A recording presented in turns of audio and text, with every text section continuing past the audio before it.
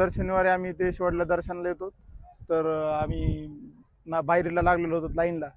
तर त्या झाडावर वानर होते. त्यांनी वानरांनी एक बल्ली ती साईडला टाकली. साईडला टाकल्याच्या नंतर काय विषय झाला की लोक गर्दा केला. डायरेक्ट मग सगळेच बल्ले कोसळल्या आणि दगड अंगावर पडली. चिरडाचिरडी झाली, मग ओरडाओरडी. आणि आतमध्ये 16-17 जण दर्शनाला होते लाईनला.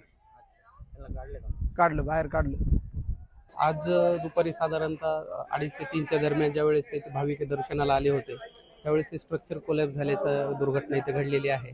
त्याच्यानंतर माननीय जिल्हाधिकारी महोदयांच्या तात्काळ ॲक्शननुसार रेस्क्यू ऑपरेशन सुरू करण्यात आले. यामध्ये पोलीस विभाग, अग्निशमन विभाग आणि आपदा मित्र आणि स्थानिक ग्रामस्थ तसेच PWD आणि इतर विभागांच्या मशिनरीजने हे बचाव कार्य राबविण्यात आले. किती जण काढण्यात आले खालून आणि किती जण?